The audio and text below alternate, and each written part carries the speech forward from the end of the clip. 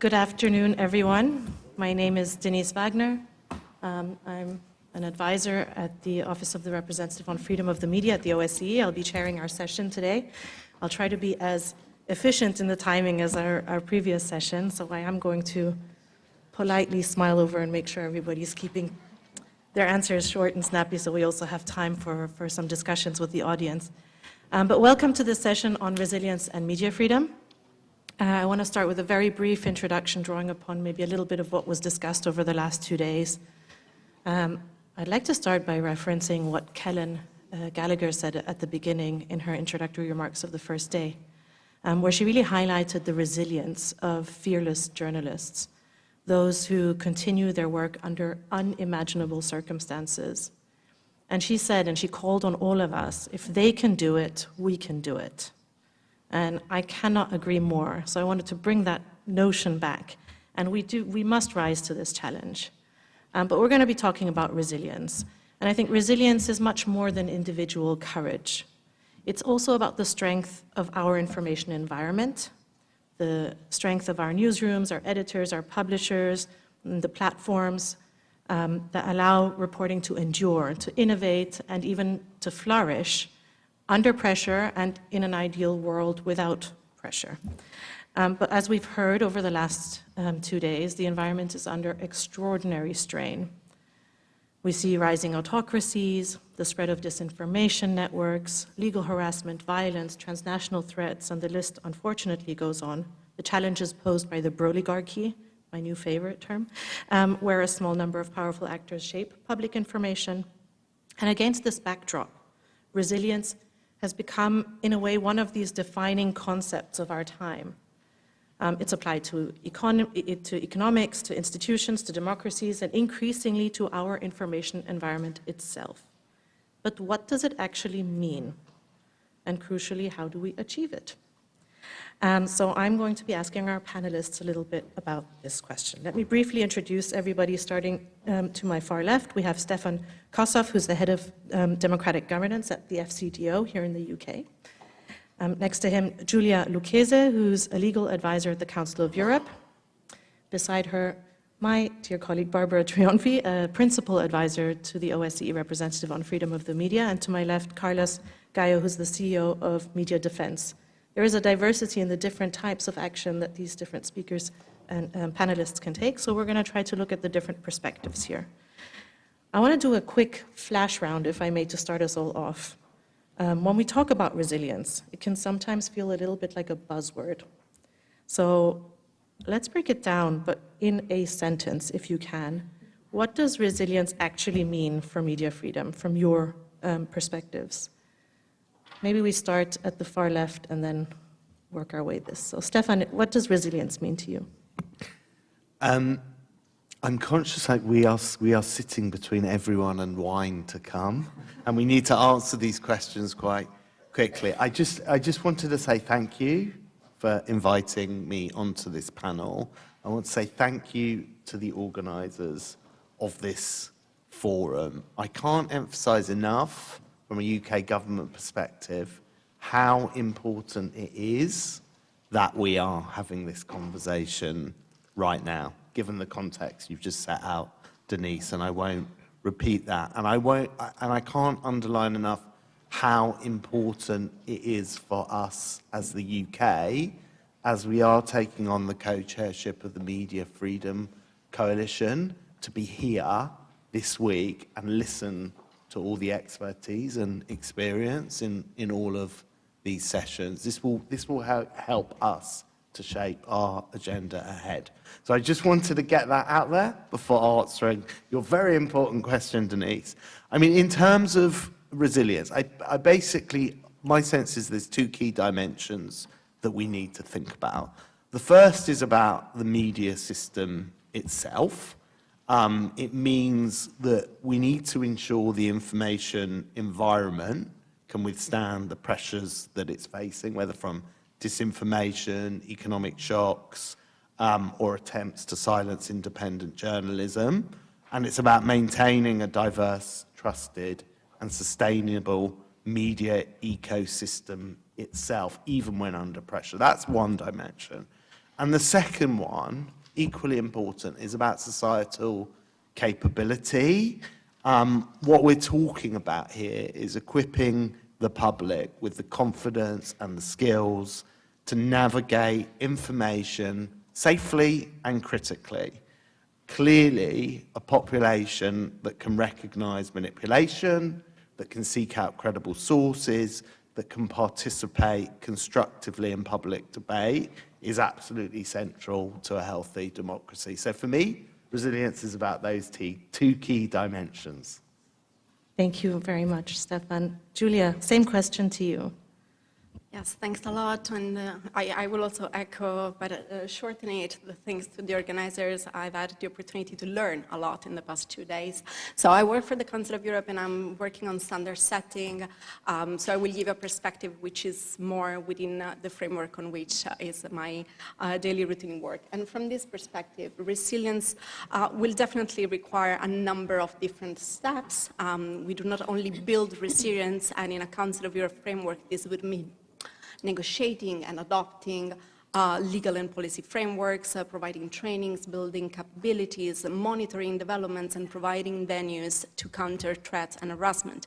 But also after that, there is the strengthening of the resilience. And I think a very good example, and I thank where is William, the previous speaker for the platform, William Orsley, who left the room, I think. He was very generous, William. He was very generous in referring to the campaign. I think it provides a very good example of how we take a recommendation that was dating back from 2016, the recommendation on the safety of journalists and the protection of journalists, and how we've been building on it. And when we say we, it's not really the Council of Europe, it's the member states, the 46 member states of the Council of Europe. We today have 41 national focal points, 41 out of 46, 28 national campaign committees. William referred to the UK.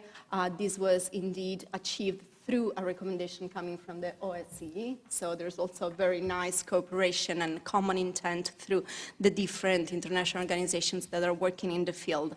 And we see today 11 national action plans, and hopefully even more. We're now only in the midterm of the campaign. It is meant to end in 2025, and 27, and I hope it will come with a legacy for the years to follow. You asked for one statement, and now it arrives. I'll ask you more about the standard-setting instruments in the next round. Just to wrap up, the collaborative commitment is a clear sign that resilience is not only necessary, but it also is achievable. Very good. Barbara, I'll be extra harsh with you as my colleague. Keep it one quick answer on resilience in your... A long sentence.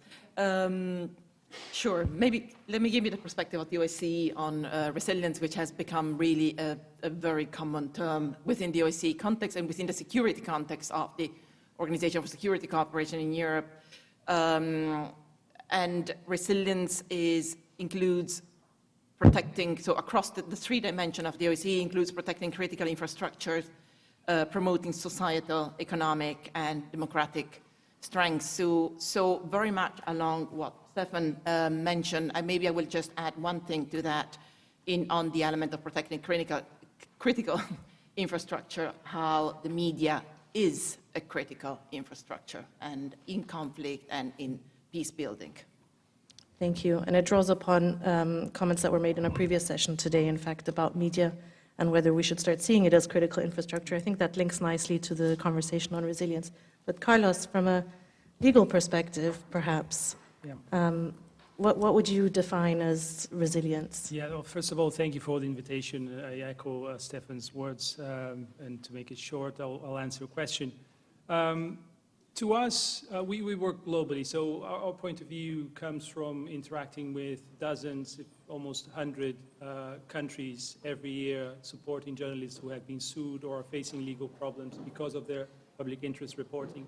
And I think if we could draw a common trend of those different jurisdictions and threats that they face, I think would be the ability to continue reporting on the public interest. I think that's our ultimate goal as an organization. I think it's the ultimate goal of investigative journalists as well, to be able to continue publishing despite lawsuits, despite charges, harassment, and all sorts of legal threats that they face. And I think that then breaks down in two ways. So you have the resilience at the individual level when a journalist, an outlet, a freelance journalist, a citizen journalist is sued and doesn't know how to navigate that situation. So the resilience to be able to face a lawsuit or a threat, continue reporting is quite, it's an emergency. That's how we classify it. But also at the broader level, at the national or regional level, how do you actually treat or face these sorts of threats in a coherent way at the national level or regional, with regional threats? I think that's a challenge that we try to tackle with strategic cases, but also with the help of advocacy done by several of the colleagues on the table and in the audience. Thank you very much. So we already see that resilience sits somewhere between media systems, societal capability, legal frameworks, strength of networks, protection of critical infrastructure, and the ability of journalists to continue reporting on public interest. There's a lot of things to unpack there. But let's start with the architecture of resilience, the commitments that states make themselves, that they have agreed to internationally, which brings me a little bit to the question of standards versus reality. And I want to start with you, Barbara, on this. Again, briefly, trying to keep a conversation here going on all of the different perspectives, but the OSCE has developed fairly strong political commitments. These are adopted by consensus. Every single one of the 57 participating states agrees to every word, every comma, every full stop. Particularly on safety of journalists, there are some strong commitments, but the situation, as we've heard over these last 2 days, shows a different picture. So there's a clear gap there between the commitments and the reality. But if resilience is about ensuring that these commitments are to be implemented, where do you see that, why is there this gap? What's the most critical sort of area of that gap today, and what could perhaps most realistically move that needle to see some progress there? Thank you. Yeah, I think that we have been talking a lot about how to bring commitment, how to turn commitment into practice, and that's always an immensely challenging effort, frustrating indeed. Nevertheless, the importance of committee is that we have them in order to, and as a tool to hold participating states accountable. So definitely accountability and the ability to hold those who made these commitments, those states that made it commitment accountable, is already a very powerful tool. How do we achieve this accountability is a different story, and I'll get into that. And I think that, however, the answer as to why these commitments are not turned into action is always a lack of political will, and that's what it always boils down to. So how do we get there? What I've seen in my many years working on issues related to media freedom is that what brings about real change on the ground, and sustainable change as well, is very often a coordination of efforts at the local level. Let me rephrase that. Change happens at the local level. And change is brought about by local players that need to be, however, that whoever are on the front line of the attacks. So they need the backing of international players and whoever they can get in order to bring about that change. So how do I see us getting closer to implementing the commitment? By strengthening those local, those people, those organizations, those media, those journalists that are fighting. It is a fight. It has become a fight at the local level to hold their governments, their institutions accountable, and make sure that their principles, human rights principles, basic ones, are implemented. So strengthening them, backing them, making sure that we know what their fight is for, picking up on the issues they are fighting for, and bring them to the international level, make sure that there is also, that they're discussing multilateral frameworks, in bilateral frameworks, and so on. So try to put pressure on, try to leverage what we can in order to pursue those goals that the local actors tell us are the priorities. Thank you, Barbara. And you highlight that resilience depends not only on political commitments, but accountability. And you've mentioned these multilateral forums. So I want to jump straight to you, Giulia, in continuing a little bit on this, let's call it a disconnect between the commitments and the action. You've been involved in supporting the development of several standard-setting instruments. You've mentioned just now on topics like the impact of Gen AI on freedom of expression, on SLAPs, on addressing hate speech. Are states taking this kind of guidance on board, or is there a disconnect? And what is happening there? How do we move the needle? What's your perspective on that? Thanks a lot. There is not a quick answer to it, also because there's a lot of different national realities, but I'll try to make it quick. Still speaking from the standard setting point of view, maybe there's nothing more frustrating than seeing a document negotiated for 2 years, several months for having it adopted within all the member states, and then not seeing it implemented. It feels bad, like humanly speaking. But I want to speak a bit about the example we have on the SLAPs. The recommendation was mentioned yesterday and today at several occasions. It was adopted by the Council of Europe in 2024, so it means almost 2 years ago. And since then, we do have seen some promising practices, although many of these are, of course, connected to the efforts linked to the transposition of the directive. Therefore, in the EU member states, the transposition deadline is approaching. But then we have also heard about a lot of states that are either reluctant or just find it too complex, because it does require a lot of changes in the national legislation, which are not easy to carry out in only a few months. It requires complex legal reviews, or others that say that they already have systems that are addressing the phenomenon, or others that say that simply they do not have SLAPS cases within their jurisdiction, which I always found funny, as the information could have like territorial boundaries that they actually don't have. So from a Council of Europe point of view, to bridge this gap, to work on this disconnect, we put in place several different actions. And I risk repeating my colleague Barbara, but I'll try to provide some other examples. For example, we have provided a number of training programs that we're implementing in the field. We are providing support in these legal reviews, for example, providing legal opinions on draft laws. We continue fostering the cooperation with the civil society, and here allow me a parenthesis to say that without the civil society, most likely we would not even have an anti-SLAP package today. So it was an impressive work for which we need to continue thanking the advocacy of the several organizations that have pushed the organizations towards something concrete. And we ensure that the subject remains high on the agenda of the member states, which, for example, in very concrete terms, now it will mean that we will run a review of these preliminary promising practices throughout the 46 member states, also through questionnaires that are sent directly to the ministers responsible for the implementation. Thank you very much. We see still this issue. I think both of you, what I find interesting is that, yes, there are some strong commitments there. There are some strong, words on paper, but this lack of implementation is really where we still find the challenge. But let's shift the perspective for a moment from the institutions that set the standards to the governments that have to operationalize them, so translate them into practice. Stefan, I want to bring you in here. You lead the work on democratic governance at the FCDO, which puts you right at the intersection of democracy and the information space. If we look at global trends, restrictions on media freedom are, in a way, the first indicator often that democratic institutions are coming under pressure. You've mentioned that the UK has just taken on this role as co-chair of the Media Freedom Coalition.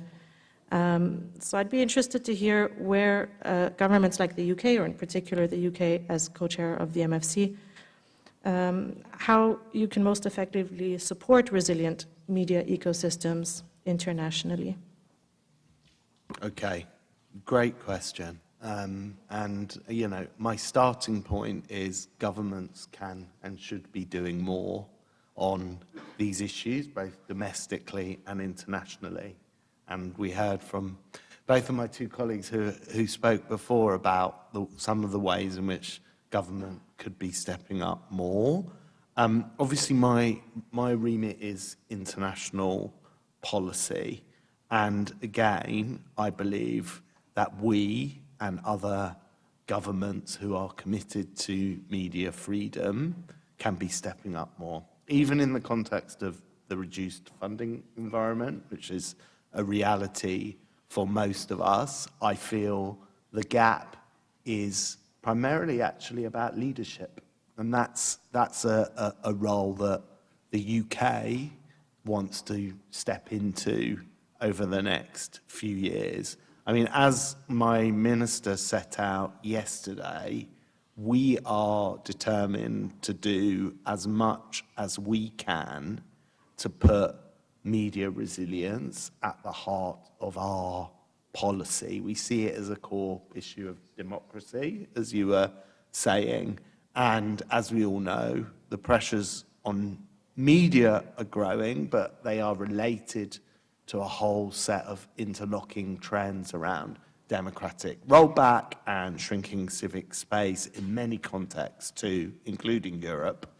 And we need to focus on strengthening the resilience of this entire ecosystem. So far as media is concerned specifically, we want to be working with partners across the globe to A, uphold media freedom as an issue on the international stage, B, to support journalists under threat, and I should say particularly women journalists, given some of the accounts we've heard in the past couple of days about the seriousness of the attacks on women journalists, and C, to strengthen the international norms and mechanisms that protect open information environments. So that's our kind of policy goals here. And the Media Freedom Coalition is a fantastic opportunity for us to work in unison with others to project some of that internationally. We believe that the coalition can be a really important tool for collective action. It clearly provides a shared voice for countries committed to defending free and independent media to come together and speak as one.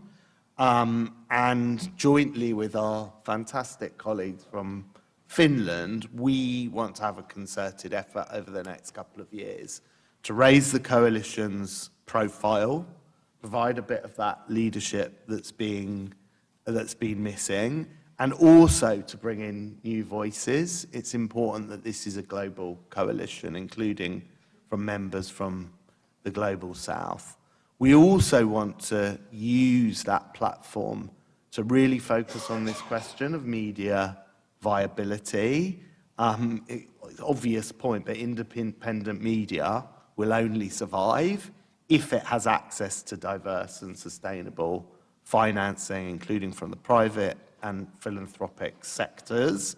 We want to try and help unlock new opportunities for media enterprises so that they can remain resilient, and we're going to be leading a work stream within the Media Freedom Coalition that is specifically dedicated to that. We also want to step up our work as the UK bilaterally. Now, ODA cuts mean that we won't be doing what we did in the past in terms of big institution building programs, but we want to step up our offer in terms of technical support and expertise. And this is consistent with a shift to what we call modern development partnerships, which is less about transferring resources through our own programs and much more about fostering the partnerships focused on knowledge sharing and systems strengthening. And I oversee a centre of expertise in the FCDO to work on a whole constellation of issues around governance, politics and rights, which will be the vehicle through which we can support a number of agendas, including our work with media sectors globally. And the last thing I want to say is about partnerships.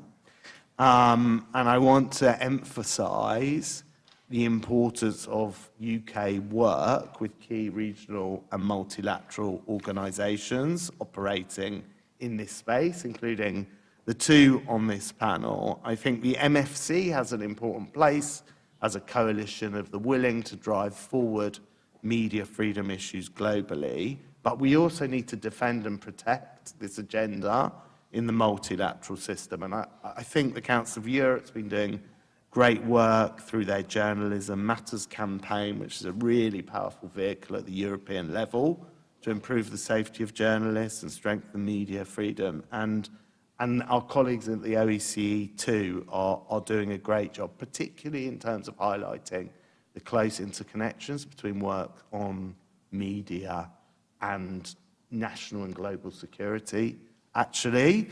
So hopefully that gives a flavour of how we are committed to driving forward this agenda at a number of different levels going forward. Thank you very much. And I hope there will be time. I'll follow up on the question on media and national security with you in another round. But the Media Freedom Coalition indeed is something we appreciate to see that states really step up on their foreign policy side in advocating for media freedom across the globe. So of course, this is something we're happy to hear that the UK will, together with Finland, continue to take the leadership on this coming year. But we've spoken a lot about policy now. I want to switch a little bit to another, let's say, major front of this topic of resilience, which is the so-called legal battlefield, right? We've heard a lot about slaps over these last couple of days. And I feel we often, when we're talking about this, we often see it as, you know, the focus seems to be defending individual journalists once legal harassment has already begun. But resilience ideally should shift this balance of power before abuse becomes routine, right? So, Carlos, what legal defense strategies do you think are proving effective, not only in winning cases, but really actually deterring future abuses? Thanks, Denise. And if I go on too long, just kick me here and nudge me, and I'll wrap up. So when I was asked to join the panel, I think the conversation was that I could talk about good examples or bring some positive examples, and I was struggling because I'm not comfortable doing that, and there are so few. But anyway, we looked at what has happened. It was a good opportunity to look at what has happened in the last 3, 4, 5 years, and actually there are some encouraging developments around the world that I think is worth sharing with the audience. And those come mainly from very brave journalists and very brave civil society organizations at the local level, litigating, bringing cases to constitutional or Supreme Courts in their countries. And I think I have some examples where I think their courage and their initiative is going to bear fruit in the future. The first one is a case from my country, from Brazil, and it's a situation that we've mentioned in a previous 2 years ago at this same forum. The case of a journalist who made a comment on Twitter, an ironic comment about the previous president and an evangelical church. He soon deleted the tweet and or post, I don't know how it's called now. And a few weeks later, he was the target of an avalanche of lawsuits. So he lives in Sao Paulo, but he was sued 144 times by pastors from that evangelical church in every single state in Brazil. There are 27. So in 26 states, he was sued, except for Sao Paulo, where he resides. Obviously, a coordinated strategy. So he reached out, we reached out to him actually, so we sought him and offered support. Now he's won 142 of those cases. They were won or thrown out by Brazilian courts. But as a result of his ordeal and also efforts by the Public Prosecutor's Office in Rio de Janeiro, and other civil society organizations. Our partner in Brazil, the Association of Investigative Journalists, filed a constitutional lawsuit at the Supreme Court, basically asking that this judicial, what they call judicial harassment, it's a type of slap, but that's how they call it, be tamed. And the Supreme Court actually took a very positive decision a little bit over a year ago, where they recognized the existence of slaps, recognized judicial harassment, and an order that in such situations, all the lawsuits should be joined up at the residence domicile of the journalist or of the person as a target of that lawsuit. You can imagine in a country the size of Brazil, to defend yourself in Amazonas, in the Amazon forest, and in the south of it was impossible to do that. Luckily, COVID happened, so they could do online hearings, so it was one positive of the pandemic. So that was very positive. And in the same decision, the Supreme Court of Brazil actually incorporated or accepted the doctrine of actual malice developed by the US Supreme Court. So that was part of an effort by a number of organizations, including Media Defense, to present amicus briefs to the Supreme Court, and that was well received. And now the defense for journalists is way stronger, a lot stronger than it was only a couple of years ago. So that was a positive example.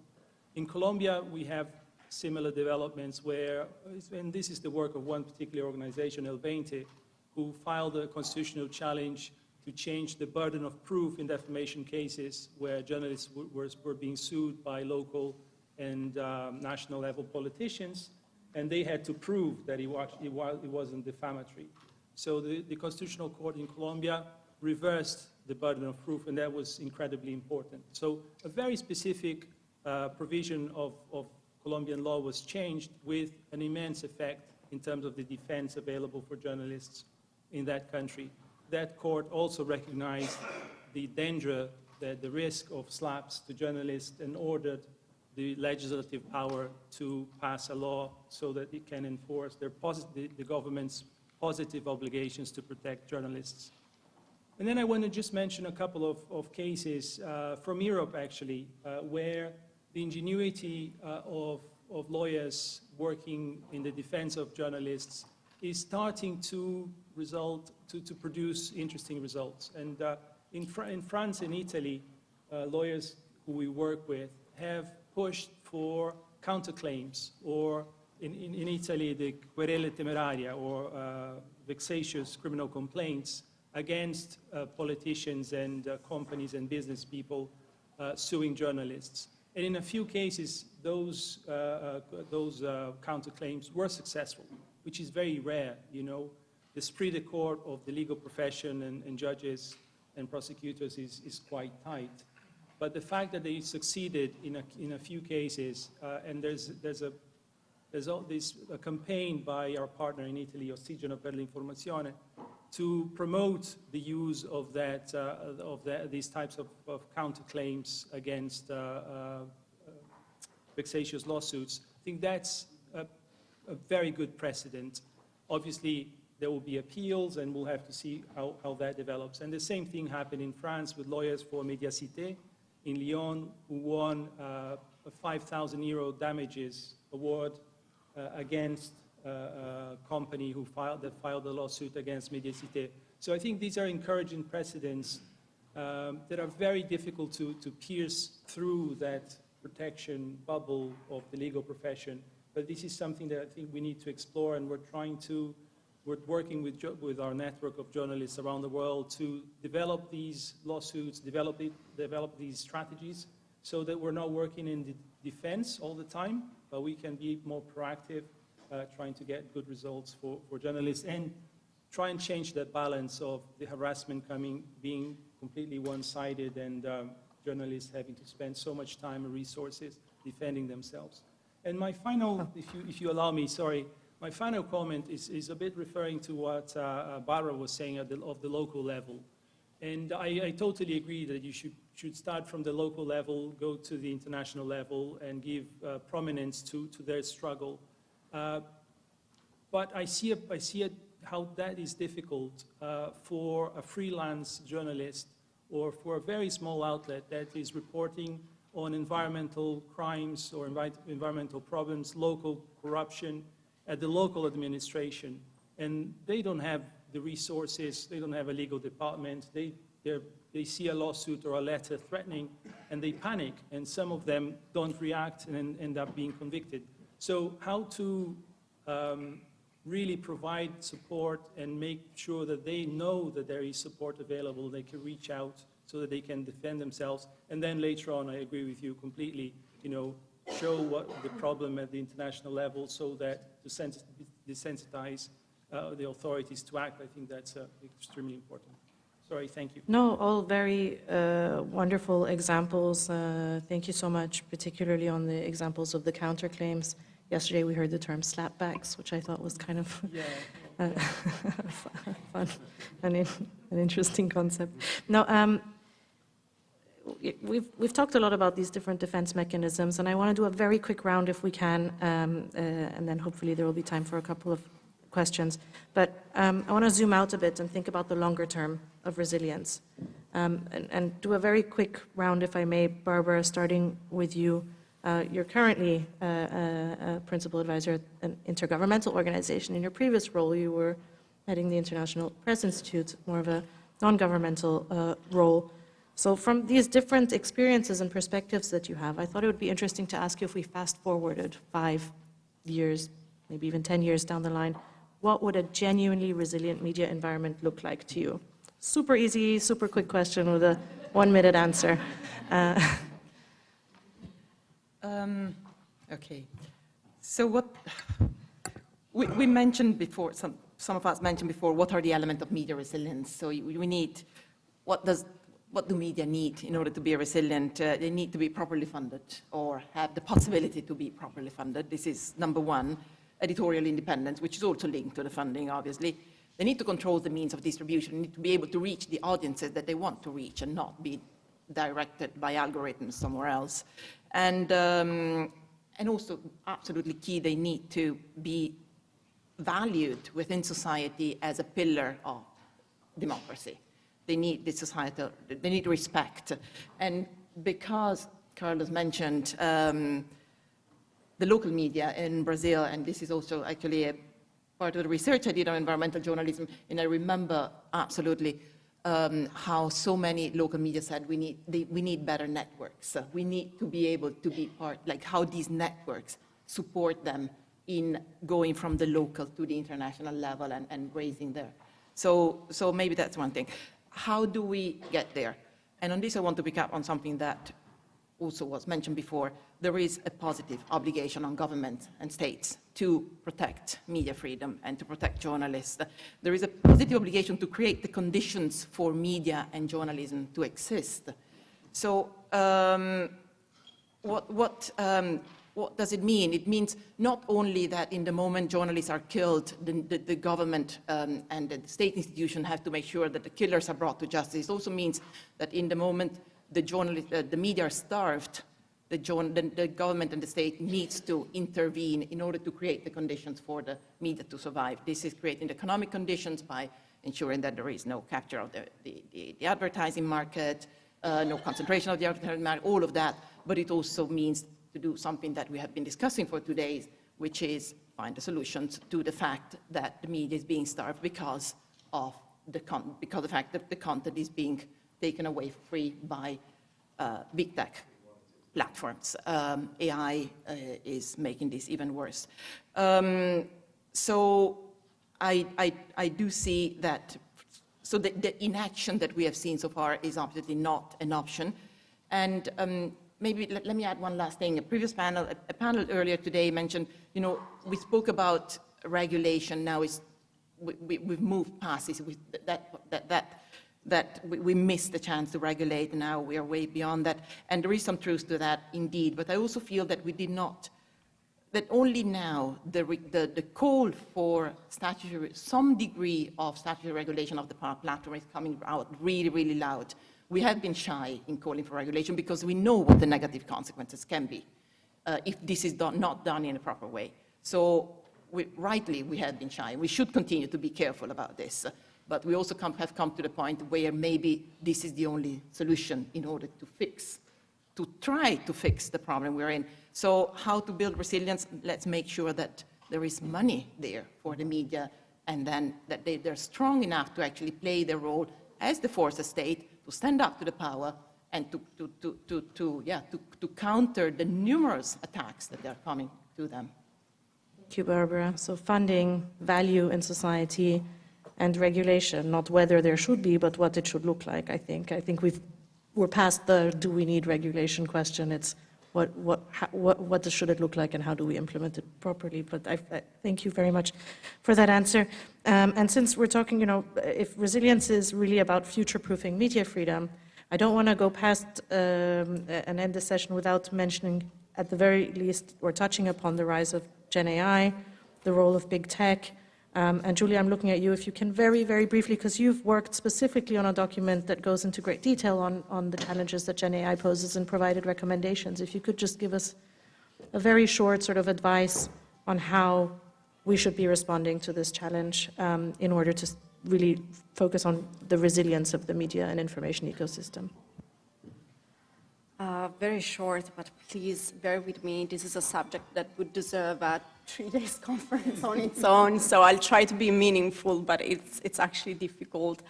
Indeed, we concluded substantial work on it. It's complex, but it's not impossible to understand, and this already is something that I would like to present to you. So we really looked into the technology of generative AI and which implications it has on freedom of expression. And it has implications on how we impart, how we receive, and how we information, and how we even form opinions. So we dig deeper, and I invite you to maybe look at the documents so I can be brief today. As we know, generative AI is creating this bubble of one, so we have this interaction alone, and this fragments the entire information ecosystem. But I think today, was said enough against generative AI. We had a lot of examples, and we were all possibly shaken also by the examples provided by Giulia Posetti with her review. So maybe I will focus the attention on the fact that actually we also have some very positive, concrete examples of what news organizations are currently doing, benefiting also from generative AI. I will give you 2 examples. One is I find it pretty funny, but it's a use on smart content adaptation done by BBC. They're now making available these daily audio bulletins about football news, and they're doing this by using a synthetic presenter which uses a very strong regional accent, for example, for Liverpool or Newcastle, and apparently it's really funny. And I found out about it by listening to the presentation of the Reuters digital report a couple of weeks ago, and they provided the video. It is funny.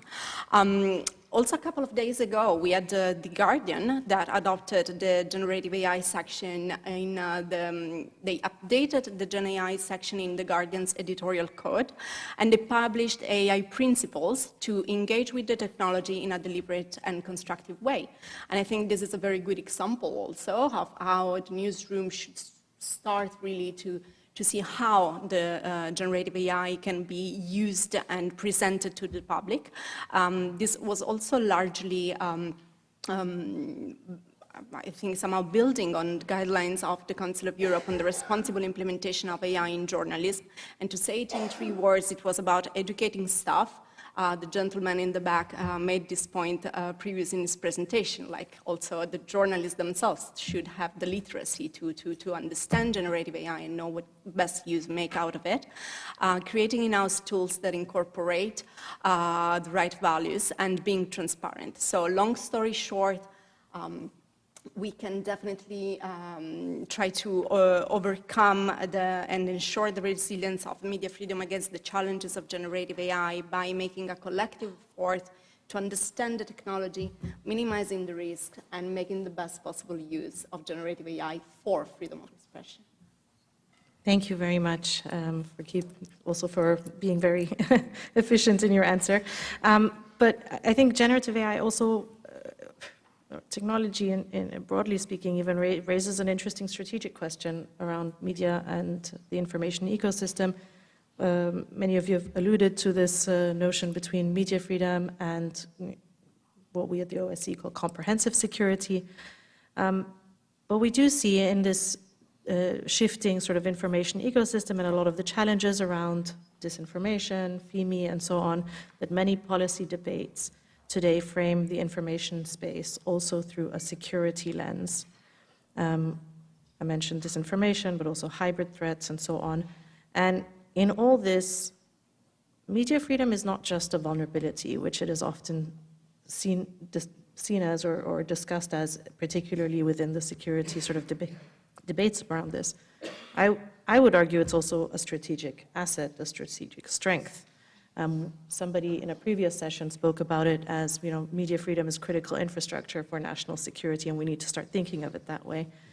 But we also see a securitization around those discussions. So there are sort of traps there as well. But so, Stefan, you mentioned it earlier as well. From your perspective, do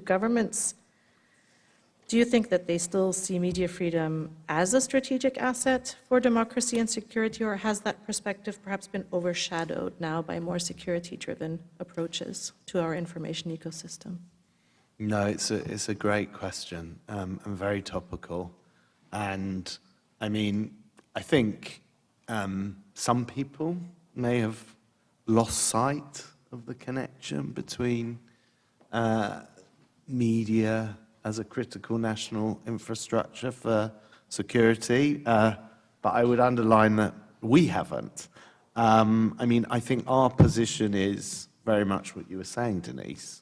Media freedom is a fundamental strategic asset, both for democracy and security, and that the most credible and the most sustainable form of resilience comes from a robust information environment.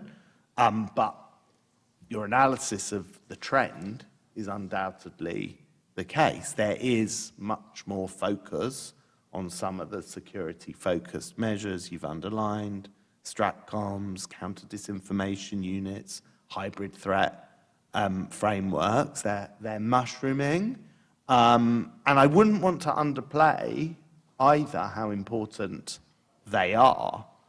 We live in dangerous times. We live in a very contested geopolitical world where countries, our country, other countries, are subject to industrial-scale hybrid threats and disinformation. So those responses do have a very important role to play, but I would argue they can't substitute for a healthy media ecosystem. And if governments rely solely on those tools, they risk treating symptoms rather than causes. They risk focusing exclusively on external threats rather than internal needs. They risk looking at the short term only rather than the long term. And ultimately, they risk losing public trust. So I think a balanced approach is really important, because ultimately resilience to these threats requires institutions that people believe in, and that obviously includes independent and pluralistic and effective media.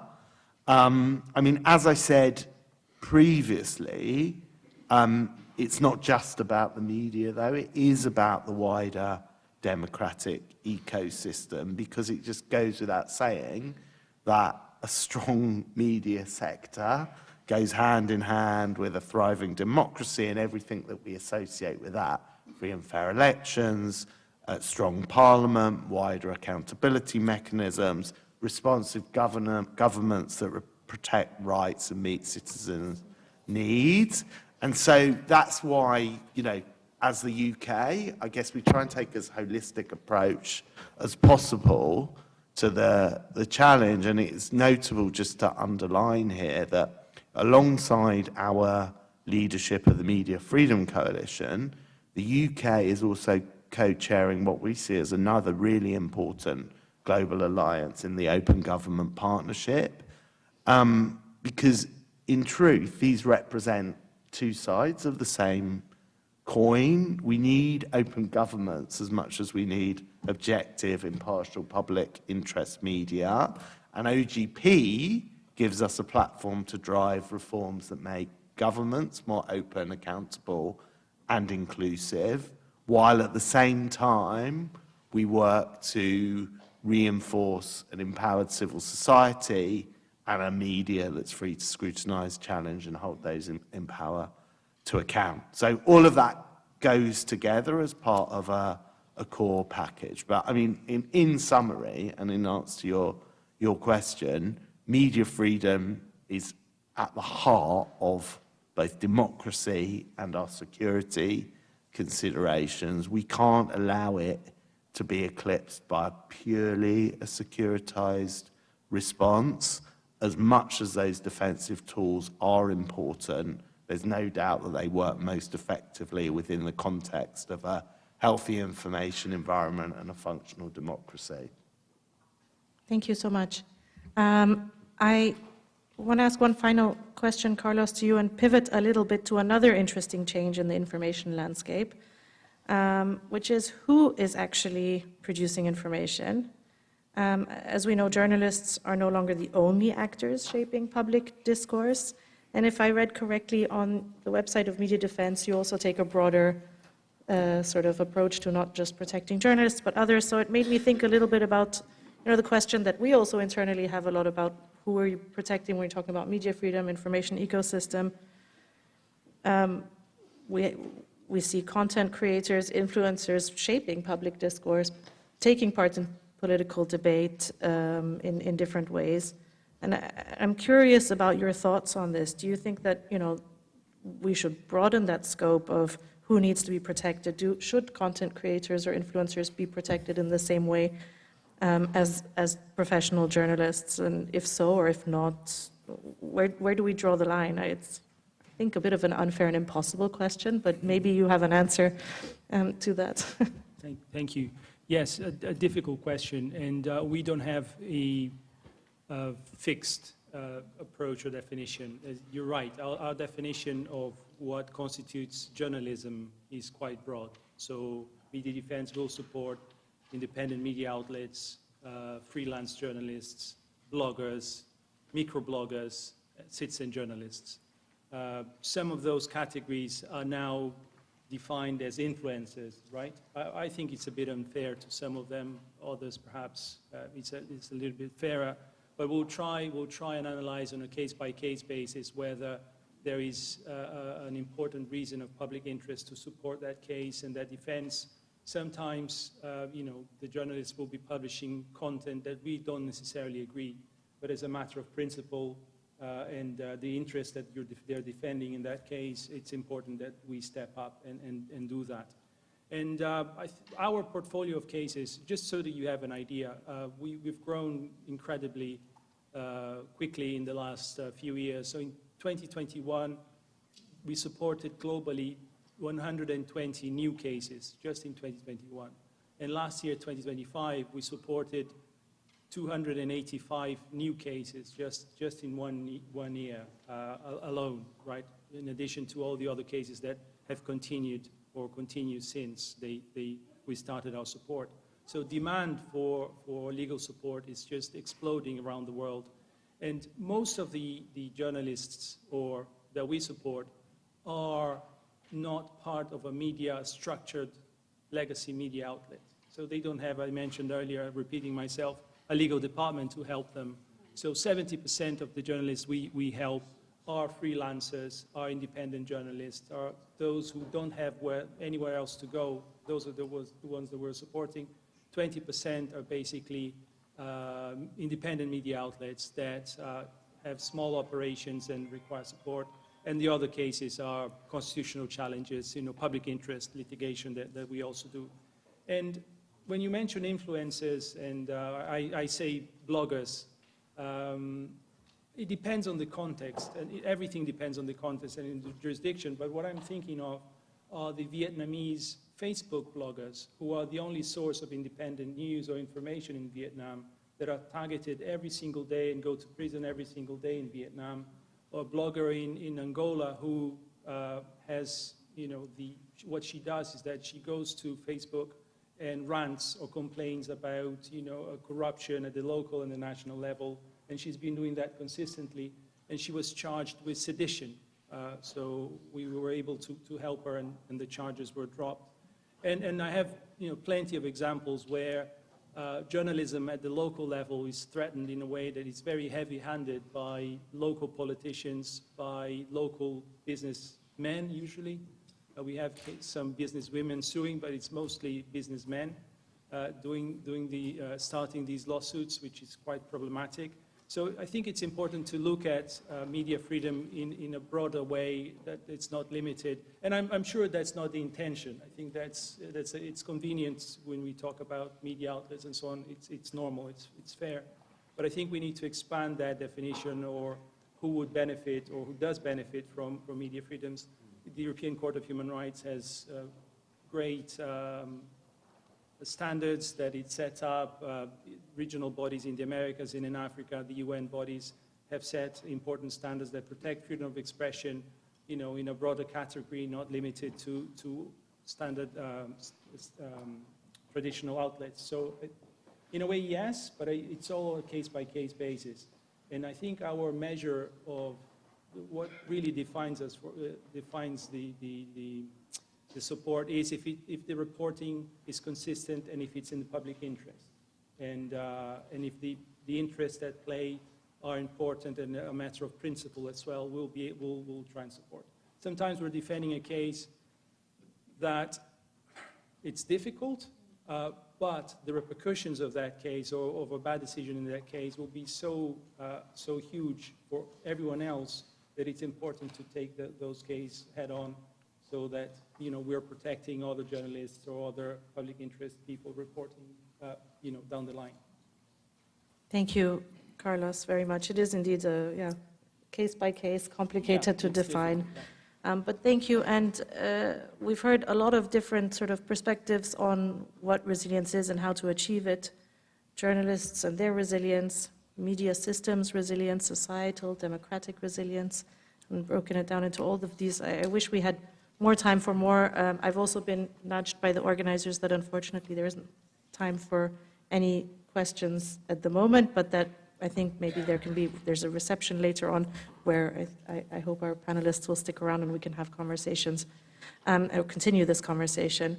But I just want to briefly conclude this by, I cannot sum up, there was a lot there, but resilience is indeed much more than just the ability to withstand pressure, right? It's about how we ensure and help society stay informed, help safeguard democracy, and looking at how important and critical media freedom is for peace and security. So we really need to be looking at it through all of these different lenses. Perfect. Okay, well then with that, I want to thank our speakers on this panel, and thank you all for listening.